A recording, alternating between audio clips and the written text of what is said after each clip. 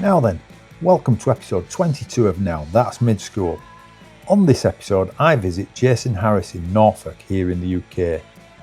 Jason started collecting a good number of years ago when he was in his native New Zealand. Yes, he transported his collection along with all his other possessions to the other side of the world. If that's not dedication to collecting, then I don't know what is.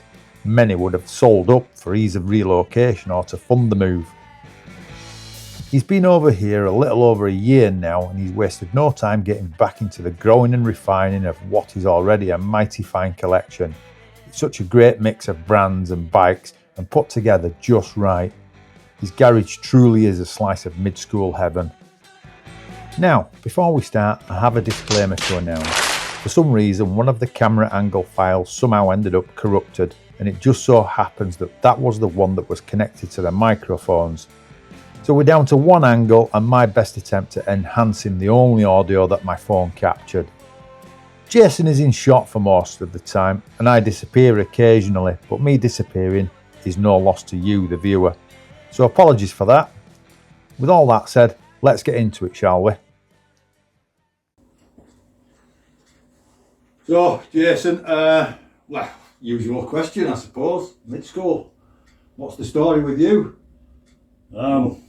You rode, I'm guessing. Yeah, I did. Obviously, back in the day. Started when I know, well, everyone got a little bike when they were younger. Yeah. I raced for a little bit. Did absolutely terrible at that. And yeah, just started jumping instead. When would this have been? I think I was like 7 or 8, maybe. I'm 50 in February, so. Right, same age as me. Yeah, a long Yeah. So you were around for the old school era of BMX? Yeah, a little bit, I suppose, yeah. Yeah. Started racing and just all my mates were I used to skate quite a bit, and then some of my mates started riding bikes, and that's where it I just kind of followed them a little bit and just really enjoyed it. So. And this was down in New Zealand? Yes. Yeah. So what scene like down there? It must be tiny, because New Zealand's not big, is it? No, it's quite large, I suppose. Roughly the same size as the UK, I guess. Looking at it, it's kind of the same. Scene was pretty good. Auckland was a good spot. Wellington, pretty much everywhere in between. Everyone was sort of talking to each other all the time. Yeah. So you've always had a BMX? Yes, always had a BMX. Right from being from my whole life. Yeah. Morrison Sting was my very first ever BMX. You considered getting into old school? I think Wilkerson's probably, and the Dyno's probably the oldest ones I've actually got. Yeah, we're getting into like the very late 80s there, aren't we? Yeah, that's a 94. Early 90s. That's a what? 94. The Dyno Slam's 94 Slammer. Yeah. I think it's a 93 Wilkerson. Yeah, I was going to say about 93 for the Wilkerson. So that's probably about as old as I've so now I've got a 1976 monoshock in the other room. Oh, yeah. Yeah. I'll have a look at that in a bit. I've got a couple of older ones, but they're kind of just more gimmicky type things, I suppose. But yeah. But for you, like the mid-school era, the bikes, it's just that's where it's at. Yeah, I've always liked them. I like the fact that they weigh so much. The new school bike's a little bit too light for me. You can't really sort of feel them, I guess. I don't really ride too much anymore, so. Yeah. I like the way they're built. The size, everything's big, chunky. And obviously, I keep saying it. The individualism in the brands. Oh yes, and the models that they produced, even down to your big brands like your GTs and Dynos. Yeah. The bikes had their own characters, didn't they? Yeah. And then when you get to the upper echelons, I don't know how you say that word. Your Kings and your S&Ms and that kind of thing. You could tell what someone was riding from the other side of the skate park or whatever, couldn't you? Pick it out differently. Yeah. Everything's just double diamond, isn't it? It's all the same. That's right. Just put a different sticker on it, could be anything. Yeah. It's one of the reasons. I mean, I've just ordered a new standard, the Trail Boss, which came the other day. Had to have the gusset because that's now a no-cost option. Oh, okay. If you just order a standard now, unless you order the STA. It doesn't come with the gusset. Oh, okay. You've got to ask for it. Yeah. But again, that gusset, it just screams it's a standard thing, isn't it? standard. Yeah, definitely. So The first one that you collected, bought, which out of these lot would it be? The SD4. The SD4, which Yeah. we were just talking about a few moments ago. Yeah, that one there. My mate Andre found that under another mate's house, and I bought it brand new. I think it was 98 or 99 or something. Brand spanking new from Pins Cycles in Hamilton. Yeah, it was a mess when I got it. I only got the frame and forks, and I just rebuilt it. It's the first one I did. It's a The SD4. spicy dog. And yeah, it's built it how I wrote it. It's not too bad. It's so short though. I used to use I used to use dick jump with it, and it's just way too short. It was kind of like the new Big Daddy, wasn't it? Yeah, sugar baby, Big Daddy. Yeah, that's right. Yeah. In that lineage. It was, yes. Yeah. And it's you can't do bar spins on it if you if you run like 180 cranks, the front wheel hits the pedal. And back in '98, like 180 cranks were the norm. Yeah. Really? Yeah, I found out the hard way not to bar spin it. Yeah. Don't even get me going with bar spins. Oh, they're horrible things. But yeah. No, because my friend Timo, he had an SD4. I can't remember what he started out on now. He was fucking really good on a bike, like ridiculous. He was one of those really naturally gifted guys or kids. As soon as he picks it up, he was on it. Yeah. And it's true to this day. Whatever he turns his hand to, just turns to gold. Just talented. Naturally skilled. So good, but he rode the SD4 for a while. Yeah. And I think he's actually, if I remember rightly, he restored his, and it's just up in his loft in the dark. Okay. Yeah. So I might have to ask him about that. See if he's still got it. Knocking about. Yeah, when you buy it brand new, it came with one-piece cranks.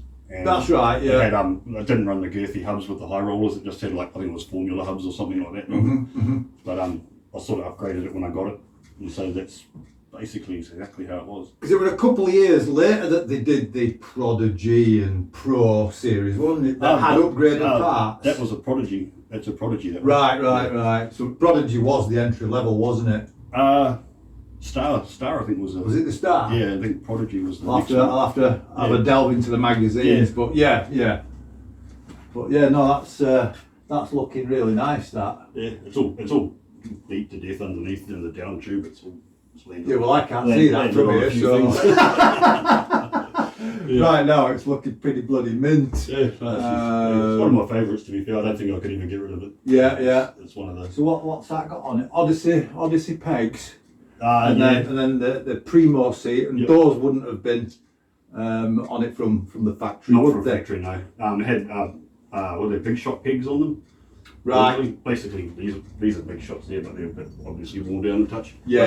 When I find a decent set of them, I'll put them on. But yes, I haven't found any yet, so those will do for now. Yeah. Oh, no, that's turned out really nice. That. Yeah.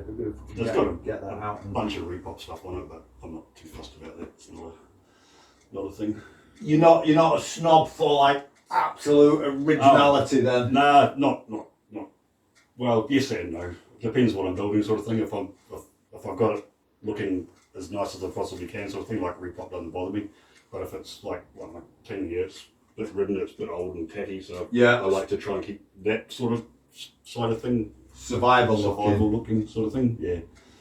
But repop stuff doesn't really bother me. It's not. So moving on from SD4, where did you go then? Oh, what did I have after that? Oh, is it here? Well, it's here in parts. Right. That would be because, we had a Haru team in New Zealand that was run by the distributor. Yes. And I rode for them. Did you? There's a whole bunch of us, 5 of us, I think. Right. And so after that, I started riding the Haru shows on the SD4. Yeah. And then I got a hand-me-down off my mate Gavin, his 99 Mirra Pro. Right. And that's some of the parts are, I think, still on that bike there, this Mirra Pro here. It's a bit of a, it's got a little bit of every Mirra Pro on it, sort of thing. It's not like a stock. Yeah, it's not completely stock. And that was the white one I got was my first ever sort of team issue bike. We got a really heavy discount on them. We still paid a little bit for them, but we got them really heavily discounted. And so yeah, that was probably my first bike after the SD4. Bit different. Yeah. yeah. But yeah, a lot of the stuff on that is original from the first bike I got from Haro, sort of thing. Yeah. The distributor. And like the wheels are all OG. They're the original ones off my bike. I think the cranks, the stem, the chain ring, and I think the back tyre are all the original ones off my original frame. That's a wow. I think that's an 02 frame. So yeah, that's a genuine Mirra Pro. Yeah. Sick. Yeah. Took me ages to build that one up, because I actually, the wheels and cranks and everything were on. I gave them to my mate for his Evil Knievel. Right. And I said, I'm probably going to ask you for these back one day, sort of thing. And I got the frame and thought, oh well, now's the time to call him. And I put all like new old stock snafu stuff on his Evil Knievel and grabbed all my Haro stuff back. Nice. Yeah. Yeah, it looks shot fresh. Yeah, it's one of my favourites for sure. Fresh, yeah. That's a beauty.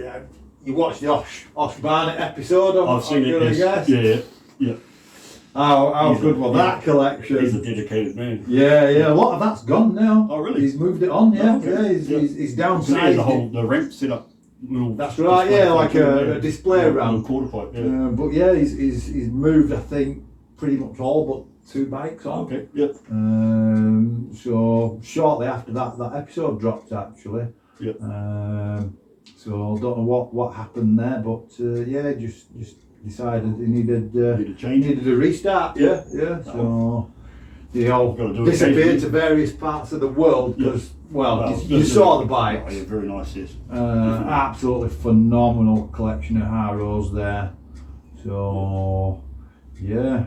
You're pretty handy then if you were getting hooked up by the distro. I just used to crash a lot and people used to enjoy that. So that's about the extent of my riding. Sympathy bike. Yeah, you keep breaking. You see if you can break this one. Yeah. But no, it was fun. Like Dave Mirra and Ryan Nyquist and that came down to New Zealand. We did shows around the countryside with them. You got to ride with Dave Mirra and Nyquist? What? Yeah, it was top blokes, eh? Amazing. Yeah, no, they're really good. Bloody hell. They come down a few times actually. That's canny, that. That was a good time. It was a sad thing that happened, but Yeah. Yeah, top blokes. So going from that, is that where the collecting really started? I think it was more like what else can I find, sort of thing. It's like what else is still out there, because it sort of started off as I was trying to find all my mates' old bikes. Right. So that's Phil Irwin's old Dyno Slammer. Right. Like found that one. Yeah.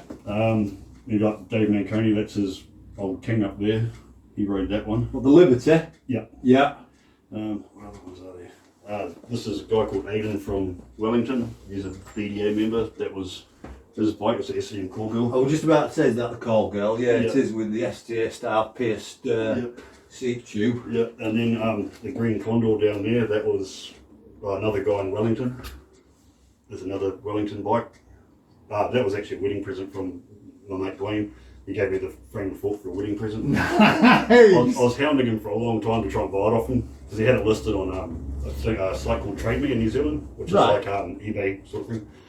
And I kept hounding him for it, and when I got married, he turned up and gave me that. So I was like, "Oh, you're a champion." That's an early one, that, isn't it? That's a 96. 96, right? Not that early, but early enough. Yeah. Taiwan. That's the one in Ched set on it. Yes. Yeah. And then you got the Matt Behringer. That's the Essendon Behringer. Oh, don't upset me now. That was a guy called Wazza in Auckland. That was his bike. So it's kind of like those things are like hen's teeth. Hen's teeth. Yeah. because I picked one up with the US bottom bracket. Oh, okay, yeah. Which are like really rare. Oh, that's Euro. And regrettably, I'd started looking for the decals for part of the restoration. They're hard to find. And well, I think I had it about a year, and I just kind of gave up on it and thought this one's not happening. Yeah.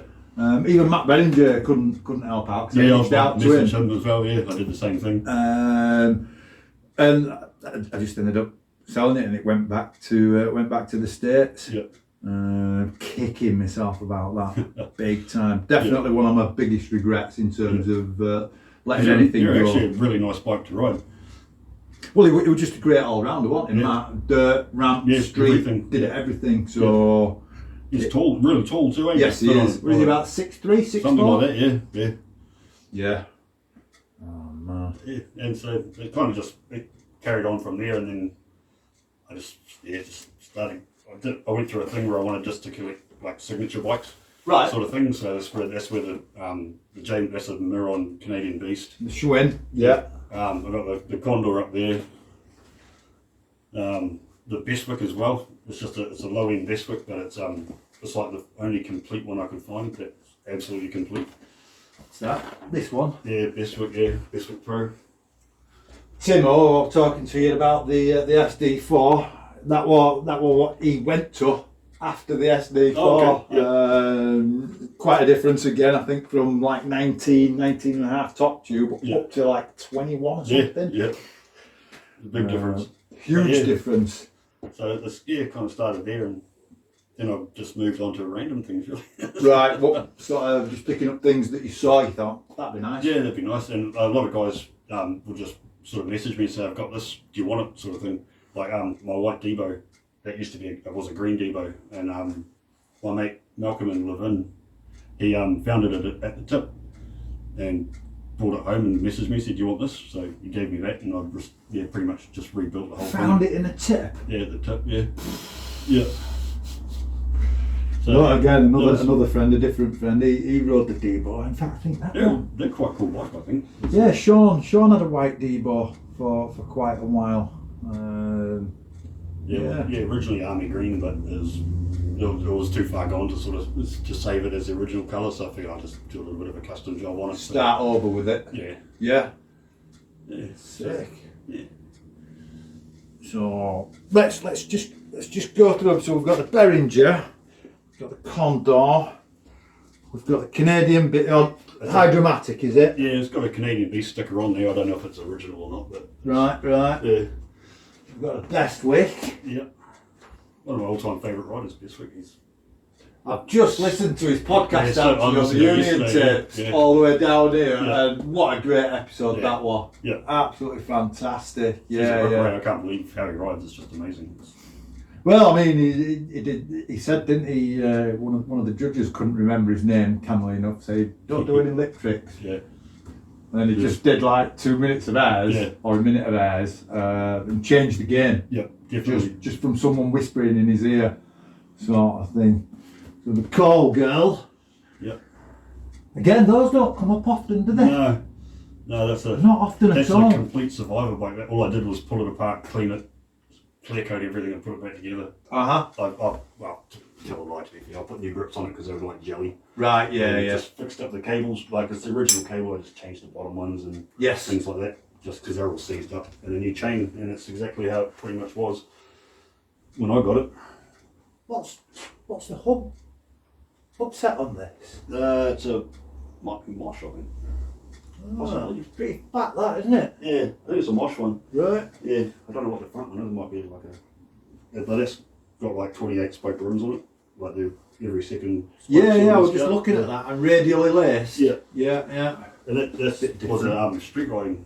Aidan used to do a lot of street riding. Right. Yeah, and he used to not stand up to it, so. Fair enough. Yeah. If it works. There's sort of like a bit of a weight weenie sort of era because it's got like half a Haro seat clamp on it. Half a Haro. Half a Haro seat clamp. Is it cut that in half? Cut it in half. Yeah. I assume it probably used to be something similar to the double pinch one. Yeah. And he's just cut it in half, and lack of spokes, shortened gyro cables, all that sort of thing, you know. But it still weighs a bit though, doesn't it? Yeah. That's really short too. struggle to ride that one. What length is it? Is it 20? I'm not sure, to be fair. I've never. Really It does. I mean, I'm looking at it now, and it does look like a short top tube. That. Because Butler was quite short anyway. He was a little fella. Yeah, he was. Yeah. And then the big boy, the two-hit big boy. A few drooling after that. They've seemed to have gained in popularity recently. It's strange because you never really see a like an old ridden, worn out one. They always seem to be like pretty much clean, brand new sort of thing. So that one there was new old stock. That one, right? Got that in New Zealand. I got bars, frame, fork, and stem. Yeah, bars, frame, fork, and stem. And this. When did you get those? Oh, I got those long time ago. Probably 4 or 5 years ago, maybe. Right. Yeah. They were just sat in a warehouse. No, my mate had it. I could be wrong, but I was told that it was gotten off Ron at the Interbike show in Australia. They had an Interbike in Australia. One of the guys bought 2 frames and brought them back to New Zealand, and that one was left wrapped up in paper, as far as I know. And the other one, my mate Malcolm in Wellington's got. So it's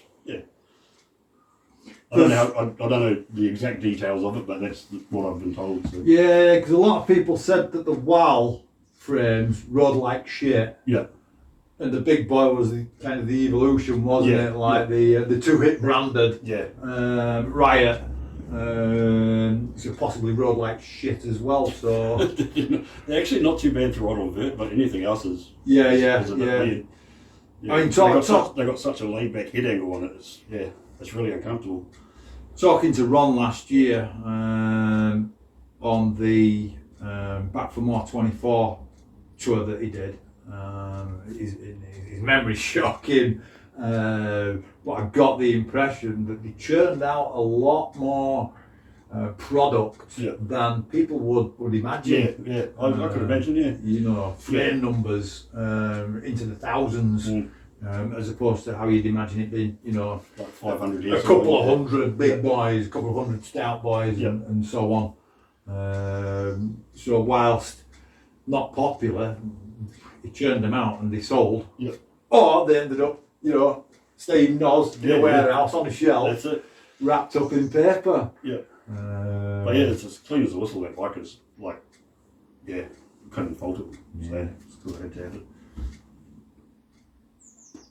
So moving on from the big boy, we've got the STA. Yeah, that's the last one I just built. Is it? That's the freshest. That's like I finished that maybe 3 weeks ago, sort of thing, 4 weeks ago. Right. Yeah. I just got the standard stem from Matt Dutton. Yeah. Yes. Yeah, I had a black one on it, but it was a little bit too black, so I decided to just That's all sprayed, rattle can sprayed. Well, you've done that yourself? Yeah, did that myself just out there. Oh, nice. Yeah, that's a nice job. Came up alright. It's not too bad. Where'd you get the stickers from? Stephen Dawson. Yeah, as a design. Yeah. Phenomenal quality. Very good, yeah. Phenomenal very good quality. Yeah. When I repopped the Kiz stickers originally from in '99, because I got him to do them after my friend Robin at the Rhodians. He redid the artwork. Unfortunately, we'd scaled them slightly wrong, so they were a little bit small. Yeah.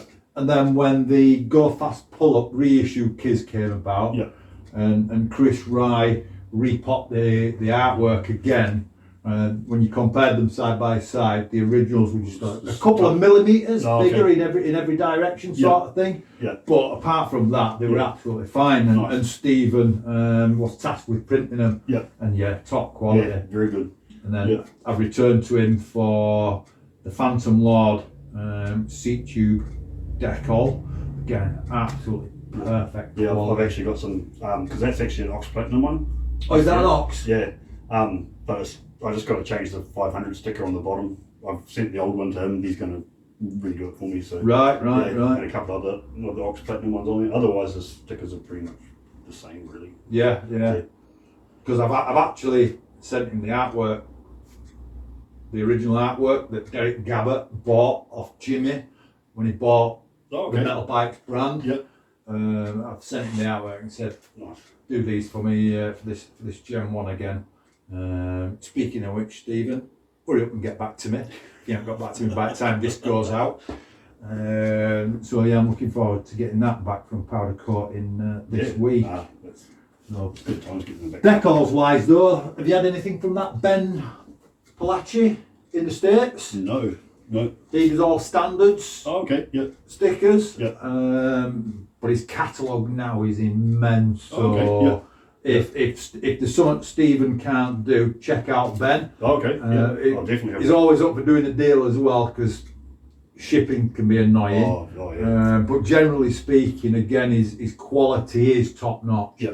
So I was going to get a set from Standard, but when you go on their website, it's $50 shipping. $400 shipping. What? Yeah. Oh, handling fee. Sorry, it was a handling fee.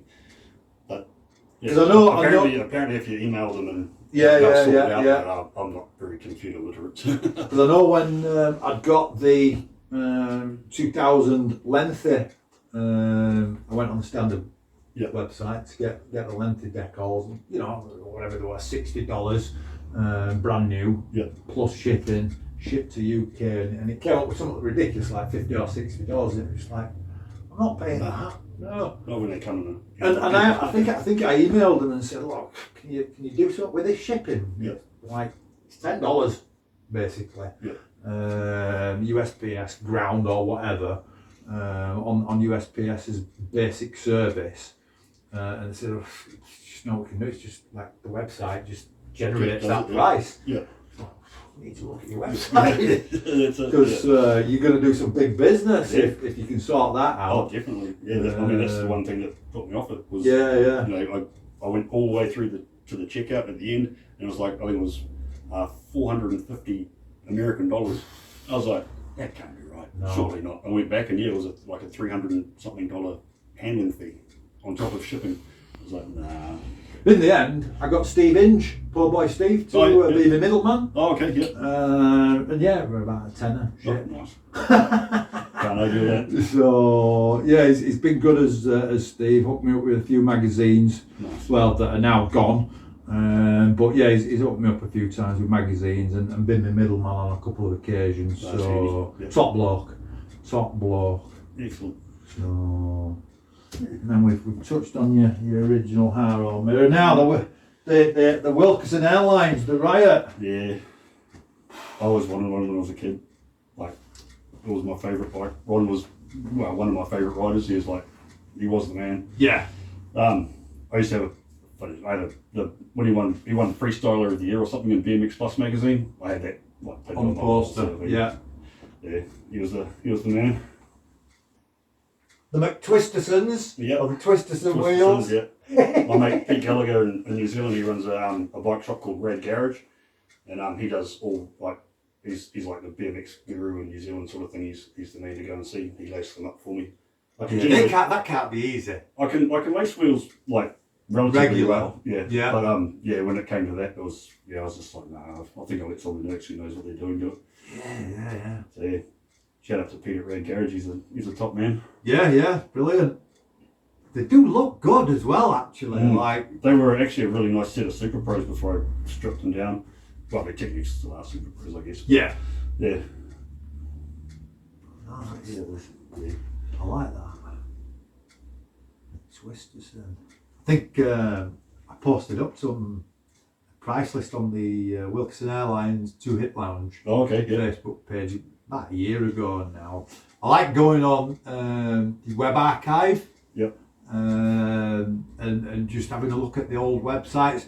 A lot of the pages are not available, but there's actually still quite a lot out there that you can still delve into. Yeah. And it were interesting seeing the prices and that kind of thing. Yeah. Like, what? Yeah. And I think in 1997, 98, long after these had been discontinued, they're giving away something like $50 for a wheel set. Yeah, it's crazy, yeah. Which, I mean, $50 had still been a lot of money. Yeah. But the reality was that to get a Peregrine wheel set from, say, Trend, you'd have still been talking close to $100. Yep. It's $50 for something like It's a that. steal. The stems again, Yeah. $35. Well, a few years back there was a whole Alex Triple was the big bloody Ticket items, yeah. They were the place Burke Cycles in Wellington.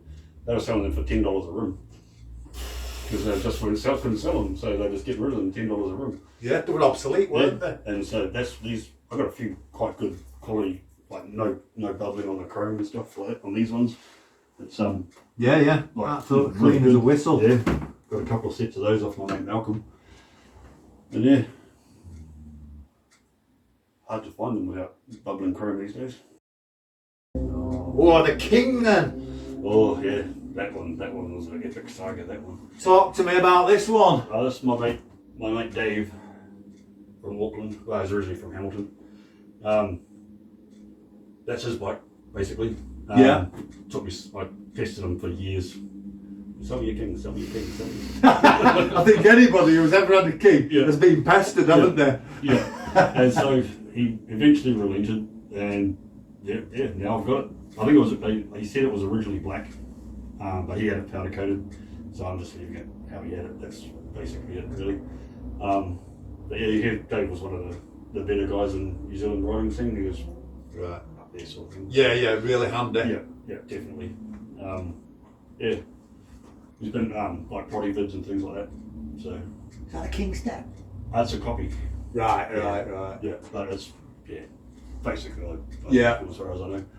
Yeah. King's sprocket, yeah. Yeah, it's got the king forks on it as well. I'm not sure if the 990 studs were added later, because I don't think they came out with 990 studs on them. Not too sure. Yeah, you might be right there. Yeah. You might be right. Yeah. Again, I'd have to trawl through the magazines to see Yeah, if I can find I haven't seen an another advert set for them. that has got them, but Yeah. yeah.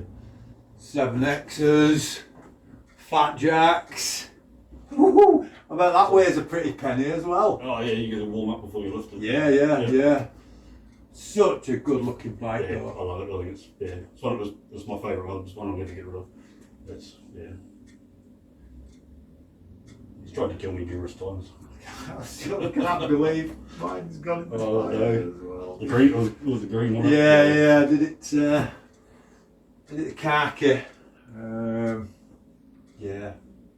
Lovely that's looking definitely- thing. That's one of the. There's a keep of that one. A lot of Definitely. history in that one. So That is a beauty, that. So, did it cost you or did it? oh, it cost me. Yeah. Right. Yeah, that's alright. I don't mind. Yeah, well, you don't come up with them too Well, often, no, do you? they're few and far between these days. So most people who haven't don't really want to get rid of them. So Yeah. We have modern profile GDHs. I have no idea. I'm just looking at the flush bolt situation. The probably later model ones. Yeah. I'm going to say the chrome on them still pretty Still pretty sweet. good, Yeah. What pegs did you say they were? again? Big shots, I think. Yeah. Big shots. Yeah. Hoffman big shots. Yeah. I mean, you've got front brake setup as well on this, which again is pretty rare, I think, isn't it? Mm. You usually see them just with the rear brake. Yeah. Well, Dave was sort of like a tech guy, did a lot of frontal stuff and things like that as well. So he's Mini ramp guy. Yeah, definitely. Yeah. Very good on the spine ramp. Well, they're probably spongy as well. Just old cables and a bit of grease. That's it. That'll fix them up. But yeah. Yeah. I got the stickers off Steve Hibbett. Yeah, that's where I got the stickers for mine from. Cracking job. Oh, definitely. Doing those. Very nice price as well, if I remember rightly. Yeah. I got a whole bunch of them off them now. So yeah, I've got yellow ones and silver ones as well. So Yeah. I want to change it up. It's all good. Yeah. I think I'd have the barcode next to the King because, like, the barcode was heavily influenced by the King in terms of geometry. Oh, just my little observation there. Oh. So what barcode have we got here? Some mass built one. All right. Yeah. Just that's a Gen 3. Okay. I don't know. Yeah. So it's Gen 3 series, blah blah blah. Yeah. There's all sorts of little sub brackets with the mass ones. Because the second gens were cast. So it's got like the different dropouts on it too. With the the asymmetric. Yeah. Yes. Yeah. Yeah. That's a nice bike. quite like that one. I think that might be an early one though, because it's just got the single cable stop, and the later ones I think came with 3. Oh, okay, yep. You know, so that you could run Twin cables. your gyre, twin cables from your gyre all the way down, right down to the brake. But that's again that colour. I'm guessing, is that original powder? I got it for a guy in Taranaki in New Zealand, so I'm not sure if it's original colour. It looks original in this I thought light. it might be, yeah. But it doesn't, yeah, it's hard to tell these days if something's been painted on. Like, there was no blasting or anything in the bottom bracket shells or anything, so it possibly is original colour. Decals, were they on it when you got it? Yeah, they're on it. Oh, right, Yeah, right. the frame was basically exactly like that when I got it. Well, if that's a Survivor, that's fucking an amazing Survivor. The guy got it from America, off the museum. So, Oh, right, yeah. So I'm not, yeah. Should probably know these things. We're not all as anal as people like me. Yeah. Bill McNeil original bash guard chainring thing.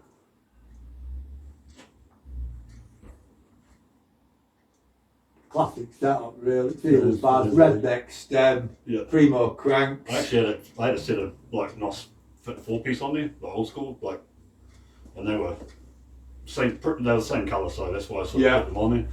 But then I got the Terrible One bars, so I thought we'll put those on. They're a bit later model, I think, but it's they look right. The terrible one people, let's call them. Yeah. Well, they just love terrible one that much. Yeah. If they could have terrible one cranks, there'd be terrible one cranks, pedals, blah blah blah. Yeah. So seeing a terrible one frame without terrible one bars doesn't seem right. Okay. You know, that's just my observation. Yeah.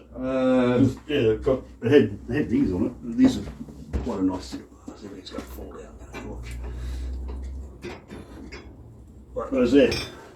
They had those on it, which is pretty much the same colour. Yeah. So, and they were alright. Yeah, the fit.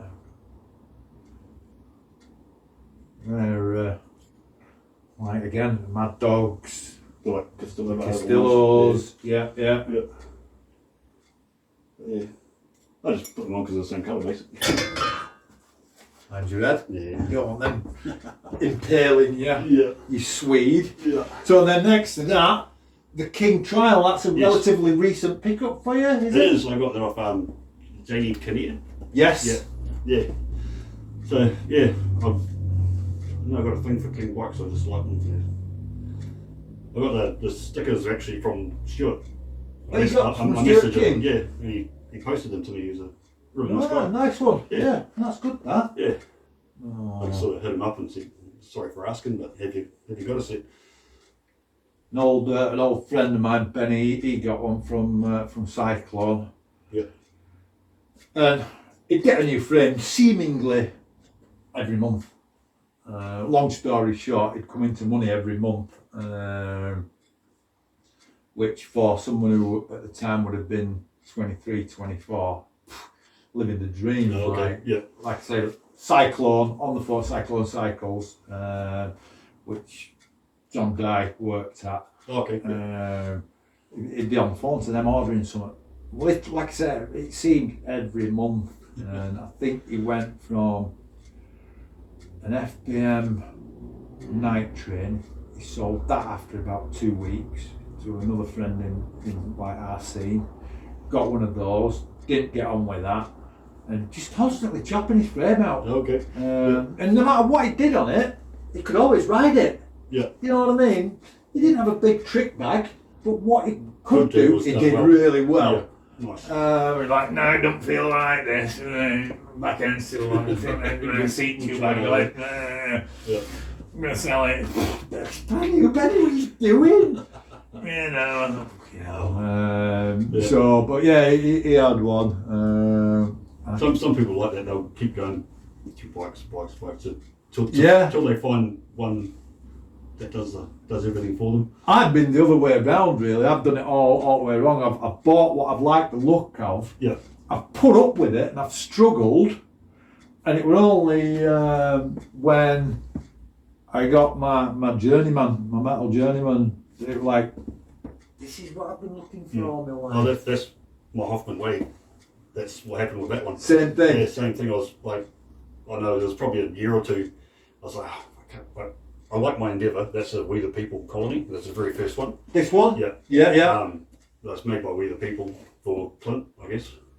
And I quit for a long time and I started riding that one. I went and bought that one. And that's basically exactly how I bought it from the bike shop. Like, 15 odd years ago or something. Mm-hmm. And then I went through a stage I just couldn't find anything. After I stopped that one, I went through a stage I couldn't find anything that was just, remotely like, nice enough. Like I got a Condor up there as well. The this black one up here. All right. That one there. That's the new one. The 25th anniversary. The reissue, That's really nice to ride, but I don't know, there's just something weird about it. Right. But then I got the Wade because I like Hoffman's really. Yeah. And that one there, I love riding that. It feels nice. It's got a nice long back end on it, and it just feels nice. Sick. So another friend of mine just recently picked one up. Is that the US one or is that the Taiwan one? It's probably a Taiwan one to be fair. I don't know if there's a way of telling. I have no idea. It's bought from Matt. I'm gonna guess, looking at the welds, Probably Taiwan, I'd say. it looks like it might be Taiwan. Bottom bracket might say something. I'm quite sad about how they've dipped off so much, Hoffman. Yeah, it's a shame. I think he ended up with financial difficulties, didn't he? Okay, yeah. He's had a lot of accidents and things too, any car accidents and things like that. He's not the man he used to be. He's not the man he used to be, unfortunately, is he? Or that's how it seems when you see interviews of him. And but yeah, the guy's still got obviously the passion. I miss his riding videos that he used to put up like every day, sort of thing, like breakfast. On the Instagram. Yeah. It's good. But when I saw, is it Scott Myers? He did the first 50 Wade frames in the US. Okay, yeah. SM race cars or something. Oh yes, yeah. He builds drag racing cars and stuff like that. But he's always been a bit extra as well. I've seen his page, I think. Yeah. And I watched the progress of the build of the first 50 of these Wades, and I was so tempted to put my name down on one. Yeah. But instead I went for the Go Fast pull-up keys. Okay. Which turned into an absolute disaster. Oh no. But everybody knows about that. We'll not rehash the dirt on that. But there you go. So next to that colony, or next door but one to the Debo, is the Debo's predecessor, the Taj. That is, yeah. I'm guessing it's a Taj. It is a Taj, yeah. It's close enough, but yeah. That's a 96. So probably one of the. I was talking to Jay-Z about them the other day, and he was giving me the dates on them. Oh, right. So that's an overseas Taj. Yes. Yeah. It's got the stamping on the badge as well, hasn't it? Taiwan. Most of my stuff's Taiwan, to be fair. Yeah. Yeah, that was It's just one that's a fresh paint job on it. Like I painted it and then put it in the boot of my car with like 5 other frames. And just drove around for like 3 or 4 months with a rattling and rubbing up against each other. That's a good idea, that. Because I wanted to kind of age my Burma a little bit. Okay, yeah. After getting it powder coated, I was looking at it thinking, if I start putting Survivor parts on this, it's going to look weird. Yeah. That's what I was that's the same boat I was in with that. So I might do that. Yeah, just chuck it in there, chuck a whole heap of junk on top of it and... So I need to change the bottom bracket on it, so I might as well strip it down, throw it in, and just let things chink against it a little bit. Give it a little bit of patina sort of thing. Yeah. No, I like that. Thank you very much, Jason, for the tip there. Yeah, that's all right. Anytime. Patriots. Are the Patriots? Yep. Yeah. Oh, no, low drag. Sorry. Low drag. Yes. Yeah. It's there. Oh, that original pot tack. Yeah, it's a nice little bike though. It's the original 1-inch stem and all that sort of thing. What is that tyre on the back? That is skinny. That's a V-Monster. What? 195 V-Monster. Really? Yeah. The tread doesn't look right. The pattern. No, it's definitely a Primo V-Monster. It's got a sticker on there somewhere. It's got Primo written on it somewhere. Yeah, there you go, Primo V Monster right down there in there. Wow. 20 by 195. I've never seen one with the tread quite like that. Yeah. There's got to be another one with a... Ah, that one there, that's a big monster. Yeah, it's completely different. Yeah. Yeah. So I wonder what the story is behind that one. I have no idea. Might be a prototype. Fingers crossed. I can retire. Oh. 1 inch supers. Yeah. 7Xs again, yeah. They've been stripped and polished, those ones. By you again? Yeah. That was the first thing I ever did. I did a terrible job. So I didn't get the chrome stripped. I sanded it off. Right, sort of thing. right. It took me forever. But it sort of lost a little bit of the edging on the. Now they got the angles. That's right. It sort of lost a little bit of the edging, but that's all right. Yeah. How? What's the process for stripping chrome rims? I just send Or them what out. do you do? I just send them out to the electroplater. Right. Just get them stripped, basically, send them back, and then I'll just start with like maybe a 600 grit, and then just go up from there. Yeah. And then eventually just put them on the we've got like a polishing like wheel. a pedestal polisher, big like massive. Yeah. And just polish them basically. Polish the shit out of them. Yeah. Oh. Yeah. But Yeah, it's. those are reissue stickers from Hoffman, so technically still genuine Hoffman stickers. Yeah, authentic Hoffman. Yeah. Yeah. So next to the Taj. We've got something a little bit newer. Yeah. It's a Proddy Light. A Pro Delight. Mm. It's got the Midschool vibes with the platform. Yeah. Yep. Because Clint Miller's I think it was 4 Proddies made in back in 1994 or something like that. Right. In Australia. Yeah. From what I understand, and he had them made by a company, obviously, and gave them food to his mates and things like that. Yes. So, and that's the restart of the Proddy thing. Because all the colony videos are all those original Proddy videos as well. Right. Which are bloody good watching if you So get did a chance. the Proddy company not really get off the ground? What, in the 90s? Oh, I'm not really sure. I think he just had them made just for the sake of it, sort of thing. Right. Yeah. I'm not really too up with that Yeah. sort of thing, but that's what I understand. So it's just when did they have those made then? These are late model. These are the last few years. I think. Yeah. Because he just redone another one with the chrome one, any so. Right. Yeah, but it's a really nice bike. Yeah, like I said, galloping horse. It's Midschool. Yeah, definitely. 4-piece. Bada Street bars. Yeah. Is that an Australian reference? No, those are my handlebars. I make those. What? Yeah, with Beta Street handlebars, Beta Street bikes. Yeah. They're looking for some new handlebars. You're up for it? I haven't made any. I haven't got any gear to do them. Right, I've been wanting to get back into them, but I just haven't had a chance. I've got all my welder and stuff in the garage there. So when did you start making bars? Probably about 6 months before we moved over. Right. Because we're trying to sell our house in New Zealand. Yes. And it just wasn't happening. And I thought, if I'm bored, I'll start doing something. So I started making handlebars. And I was doing these are Beta Street bars as well. I made those ones. They're not pretzels. They're not, I made those ones. I did a whole bunch of retro copies Toga air steps. Yes. I made a few sets of those. Did some redline forklifters. Yeah, heaps of bars really. Just I was doing Wilkerson dash guards as well. Used to make those. Man of many talents. Yeah. I want to build a frame eventually, but it's Yeah. we're getting there. Yeah. Things take time and all that sort of thing. Yeah, that one's got the red neck on, and Yeah. what are these profile cranks or? No, they're a little bit of a square profile to them. I think they're just random generic cranks. Those ones. Yeah, random generic 3 pieces. Because I bought a volume destroyer off a guy in Kingsland. Yes. And basically all the parts on that came off the destroyer. Because the destroyer was pretty much brand new. Like it was only built once sort of thing. Yeah. So, and that was sitting around. I used that to go to work on. Mm-hmm. So, yeah. Mm. Yeah. Yeah, no, it's like I say, on the galloping horse, it's like a Midschool bike. And then you look, it's got the mid-bottom bracket, small dropouts, well, just small tubing as well. Yeah. Got gusset parts on it. Most of it's gusset stuff, but gusset wheels and that. I don't really know too much about the gusset stuff, to be honest.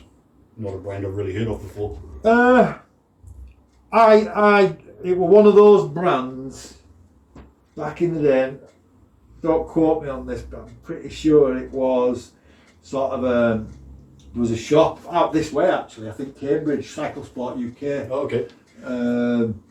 I think it was something to do with those. I'm sure someone will be able to chip in and correct me if I'm wrong. A little bit of a budget brand. Oh, okay. Yeah. But you know, if you couldn't afford Profile or Primo, yeah, it was it was better than one piece. It looks like pretty good quality. It's not too bad. But they did wheels, stems, bars, all your small components. They just, I don't think they did forks, and they didn't do frames. Oh, okay. But wheels, just parts, all the parts. Stuff, Seat clamps, seat posts. Just literally just about everything apart from frames and forks. Oh, okay. Yeah. And again, they might have done forks. I can't quite remember. So yeah, well, like if you want a sort of higher end looking bike, but you're on a budget, Gusset had you covered. Oh, okay. Because like I said, they don't look like terrible parts. I mean, they look like they're well made. And yeah. And then finally, at this end. Yeah. A more modern Condor, what year? That's a 2000, that one. Is that a 2000? Yeah. So, yeah. Yeah. It's probably the most overbuilt bike I've seen. It's pretty chunky. It is. Definitely. But pretty original by the looks of things as well. It's pretty much exactly how... Bone stock. Yeah.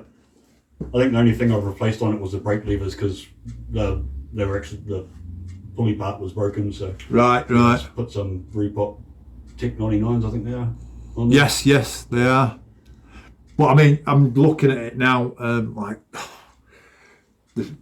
guess the evolution of the super forks. Yeah. They were chunky fork legs on them things. Yeah. The bars, chunky the ones tubing. on the Behringer, those are probably the chunkiest super forks I've seen. They're bloody massive.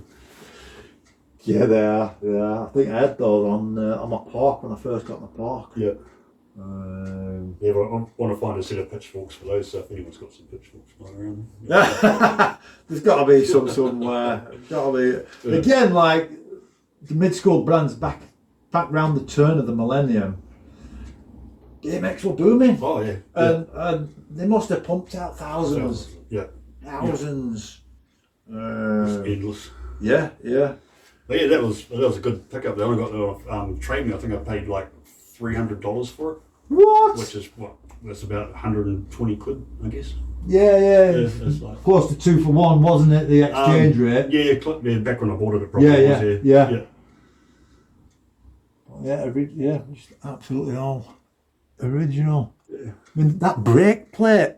Yeah. I mean, it'll be aluminium. Yeah. I'm guessing, yeah, but that is chunky brake plate. Yeah. It's probably, I think they built it that big to stop the flex because all the brake plates always used to. That's right. Yeah. It's all got original cables, everything's pretty much original on it. Yeah. And then up here. There's one or two things going One or two things. So, starting from left to right. That's my... I picked it up from the auction the other day. It's a STA 500 that's been somewhat chopped around a bit. But I'm going to restore that one to put the brake lugs back on. Oh yeah, those dropouts have been butchered a bit, haven't they? Oh dear. Yeah. Poor thing. But we'll get there. We'll get there with that one. Yeah. What length is that? I haven't even measured it, to be fair. Right. That's a volume destroyer. Yeah. Is that the one that you took all the parts off? Yeah, this is the one. That's the one I took all the bits off, and it's very much mint. Yeah, you could say that. Yeah. But I mean, it's had wheel nuts on it. Yeah, I'm going to say that's the only thing to stop you saying it's NOS. Yep. It's about as close as you'll get, I think, to being NOS without being NOS. It's just a nice bike. I've always liked them. Yeah, Jason ends very reminiscent of like the King. That's right, with the wishbone details. And same with the Mirra Pro as well, very similar. Yeah. I've stated on several occasions how I've always loved the wishbone detail of the Midschools. Yeah. Because it's on the REA with the.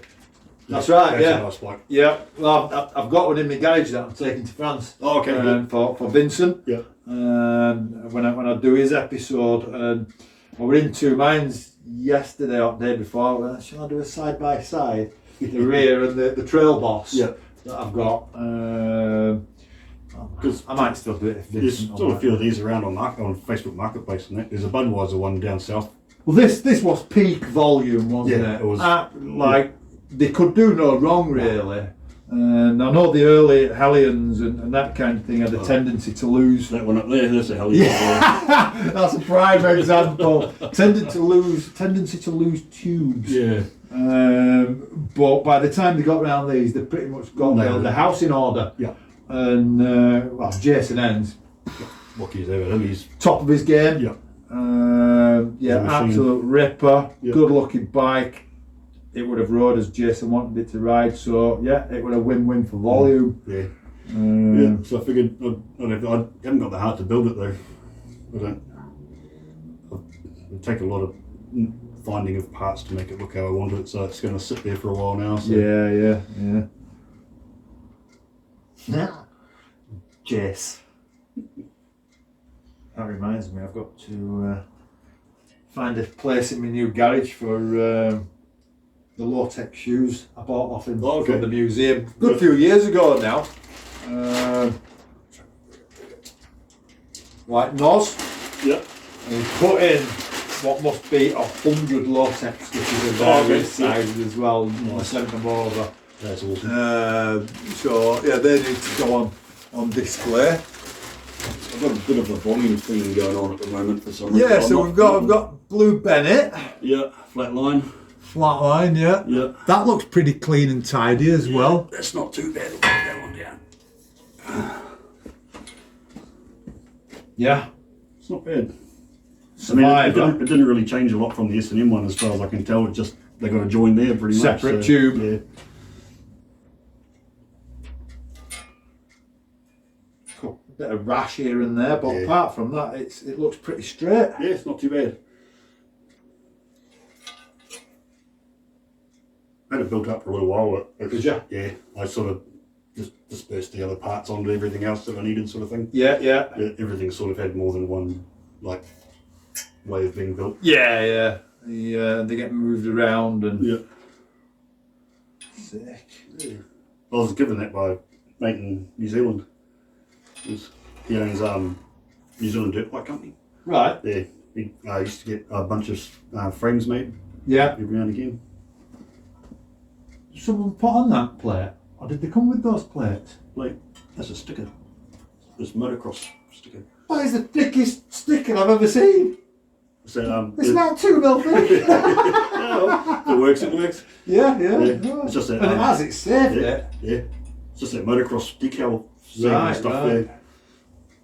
Yeah, he's a nice one. He's all good.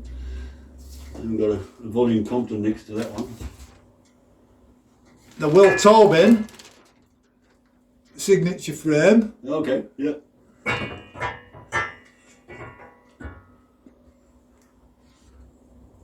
don't know too much about them, to be honest. Pretty sure it was Will Tobin's signature frame. It might have been a bit of a team frame. Yeah. But I know he was on volume at the time, and this was The one he wrote. their sort of very street orientated. Because that's kind of the bike that came after the Hellion, didn't it? The Compton. It was the Hellion, the Dinosaur, Okay, yeah. Oh, and then this, I think. Yeah. I'll have to find a dinosaur now. Sorry about What have that. you done? Sorry about that. They do come up. I have seen a couple recently. I'm sure I have. But that one's asking for a repaint and stuff because the paint on it's a bit average. Pretty hefty that. And like the balance on it. I mean, I know you've still got cups on and whatnot, but the front end, I think that's solid. And they're actual. That's possible. Yeah, again, you can see the STA influence, can't you? Yeah. That's some pretty good nick. It's not like beat to death like most old bikes. Yeah. And then grind clearance, the stairs raised up on the bottom bracket, and nowadays the stairs are welded to the bottom of the bottom bracket, aren't they? Yep. Well, it's like the Call Girl and the Behringer, they got the little kink in them. Yeah, the chainstay wishbone set up. That's right. Yeah, I think the War Pigs had that as well. I think so. Yeah. The War Pig and Sabbath. No, I don't think the Sabbath did. I don't think. They just sort of straight. I think. Yeah. Yeah. Possibly. I'd have to have a look at my photo. Yeah. That's a was that 2-hip root down? Ah, right. Yeah. That's like their first complete they did. I think it was. Yes. It's like not full chromoly or anything like that. So it's based off the sole frame. Yep. I think the only difference is the notches and the. Slightly later, because I think the earlier root downs did have just the sole drop out and a little bit more projection across the bottom. Okay. Yeah. I drove down to Enfield to get that one. And of course, these were made overseas. Yeah. Compared to the soles that were US made, but this well, rather my sole frame. That's when manuals started to click for me. Oh, okay. Yeah. But I found that if I manual, I have to go fast. Yeah. I can't manual slow at a snail's pace. Well, you're doing better than me because I can't manual. Save my life. And yeah, from then on, I never really went below 20.75 top tube. Yeah. Which the soles were. I can't remember what the root downs were. They might have been 20.5 or something. But yeah. I got a set of decals for that one off Stephen as well. So yeah. Such this gotta get around to doing that one. As I said on one of my short issues, in-depth issues with the 2 hips, such a Marmite brand. Yeah. Only now S&M collectors, standard collectors and whatnot, looking at the older 2 hips, the big boys, the stout boys, and the Wilkersons. But this later stuff, there's I think a lot of disdain for them. Yeah. Which is a shame. Ron beat his own path when it comes to his designs. He did. Because they shut down probably 2003 or something like that. Took it, was it somewhere? A little bit later, about 2008. Oh, okay. Because they had a series of because they went basically complete bike only. They had like the Playboy and things like that. That's right. Yeah. And then Jared Allen got on, and I think they made an American-made 2-hip Jared frame. Can't remember its actual name. Basic double diamond. Oh, okay. Didn't hear it. But yeah. But I think by that point the writing was on the wall. Yeah. Popularity had sunk to an all-time low. And then his lockdown system, front end system. Oh, okay. Yep. So that's forks, stem. Didn't they have like a spline on them or something? That's right. Yeah. Forks, stem, and bar. So they weren't interchangeable with other brands. Yeah. So it was a full front end system. Yeah. I think he sunk a lot of money into designing, developing, getting prototypes made. Yeah. And I think that's what ultimately sunk him there. To him. Lack of sales, and then the money he did have left, putting into that. I'll be interested to see if he does that. I've heard a rumour going around that he's going to do like a reissue Wilkerson riot thing. Yeah, well, it started a couple of years ago, didn't it? The rumour on Instagram. Yeah. Because there was like a post or something, and they were doing like A-head inch and 1/8 like ACS 55 slant stems, like reissue ones like that sort of thing. So I did ask him when I saw him last year, and he said yeah, it's happening. Okay. Yeah. Being made by the same guy who made all the Wilkerson and 2-hip stuff. Yep. Some Sal guy who worked at SE. Yep. It's like, how old's that guy gonna be? Damn. Yeah. So we're struggling to reach here now, but we've got Condor. Is that? Yeah, that's a late model one. That's it's got. Oh, my wife got me this one. Gyro tabs and mid-bottom bracket. My wife bought it for my birthday. It's a lovely bike, to be fair. It is. It's a very nice, clean. It's sleek, isn't it? Yeah. Yeah. Signed? Yeah, she asked him to. Nice. I think he pretty much signs everything he sends out, to be fair, which is cool, you know. Yeah. As a fan, That's really nice. I was shocked at how skinny the dropouts were, but this holds up really good. Yeah, no longer 6mm on modern frames. You're down to 5mm now. Yeah. On them, but yeah, reissue Condor, signed. There's a here, like. But no, that's It's a nice bike. it is. It's a sleek looking thing. Yeah. Very, very clean looking with the Integrated C clamp. Yep. Oh. And then you go to there's a few, the old cheaper Hoffmans up there as well.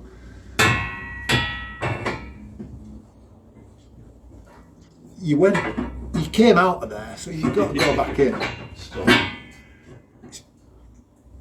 Then there's a pro level disruptor up there. What is that? This grey one? Yeah, PL1 disruptor. Yeah. Hoffman. I think that was that Kevin Robinson's frame maybe. I couldn't be sure to be honest. May just be I think that's one of the ones he rode, but yeah. Yeah. And then the instrument. That's just a Prodigy one, I think that is. Star Series, that one, but Star Series. Oh yeah. I just bought that because I needed some parts off it. right. Come up. It had a Hoffman D plate on it, which I wanted for my. No, I don't know, one of them. yeah. And yeah, so I just grabbed it for all the had gyro cables and things on it. So it was cheaper to buy that than it was to buy gyro cables. So I figured I'd get that. And I used to ride one when I was young as well. Was that Chad Kagi's? Seth Kimbrough. Seth Kimbrough's? Yeah. That was an evolution of the Butcher, wasn't it? Was Seth and Butcher's? I think they're very similar, yeah. Yeah, because Kagi were more ramp riding then. Yeah, I had a Keiki, but I sold that before I came over. Right. It was a nice bike. Yeah, because they're very, they went through a stage of very generic frames, they're all the same frame, but just had different names on them. Yes, yeah. That's why you got the Royale next door, which is pretty much identical. The what? The Hoffman Royale? Hoffman Royale. That's just a generic one as well. Yeah. It's just the only real difference is the head tube and the gusset, really. Right, yeah. There's only real difference on them. They've dropped the gusset. Yeah, and the instrument's got the machined head tube. So, but in saying that, they're all sort of complete bikes that you just buy. Yeah. Although I think the actual Seth's signature frame, the American made one, was slightly different as well. So. Likewise with Butcher, I suppose. Yeah. Can we get that Hellion down? This one's a working. I got this off Nick not so long ago, maybe a month ago. It was going cheap. I'll grab it. So that's a work in progress, that one. I'm just waiting for the chrome down tube to come. Going for the lightweight look. Yeah. It's a modern slingshot. Yeah. Or Jad. Oh. So yeah, I've got some chromoly tube coming to replace the down tube. So I'm going to bin that back in there. Yeah. Hellion. Apparently they're quite common for snapping. Yeah. Hellion, the Kink Fiend, although they were US made. Yeah. The Kink Fiends, they had the same problem. Yeah. My friend had a Kink Fiend, I think literally 2 weeks. And it cracked where the gusset met the down tube. Yeah, that one was cracked probably about an inch down further back from the gusset. Yeah. I can only think that it was just poor material and workmanship on these volumes. I was actually quite surprised when you look down in there. They only actually weld the whole tube. You know. That's right. I mean, even the top tube under there is not. I mean, it probably doesn't matter because it's got an intersecting tube in there, but I'm sure it might have helped. Possibly. I'm sure it might have helped. Your classic volume Hellion. Yeah. Work in progress. Unfortunately. Bless it. Yeah. I gotta set stickers for it. That's the main thing. Yeah. So, have you got anything on the radar that you're looking for? I'd like to find another clip trial with the brake mounts on the chainstays. Do they exist? Yes. Right. Yeah. Yep. So that were an option then, or was it a generation I think it was a generational thing. Yeah. Right. A guy in the States has got one. All right. But yeah, if I can find one, I'll be quite happy with it. I'd like to try and get all. Can't be many people with 2 King Trials either. Well, yeah.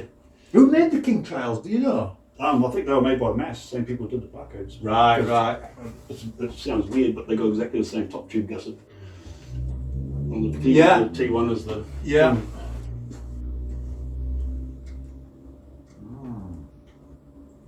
But yeah, I'd like to get one in. There you go. That's amazing, that. Great display, great setup you've got going on as well. Yeah, no, like it's very, very nice indeed. Let's pull some out and get pornographic. You made it. That was a long episode, but what a collection. Certainly couldn't have made it any shorter. That would have been doing Jason Harris an injustice. But yeah, phenomenal collection, I'm sure you will agree. Coming up on the next episode, I travel to France for the first international episode. If you like S&M, you are really going to love the episode featuring Vincent Verdin. It is mind-blowing, to say the least. The guy has left no stone unturned in his quest to collect just about every S&M dirt bike made, amongst the other S&Ms. So look forward to that one. In the meantime, don't forget to check out the Rhodians on Bandcamp, on Spotify and here on YouTube. In the meantime, we'll see you on the next episode. Bye bye.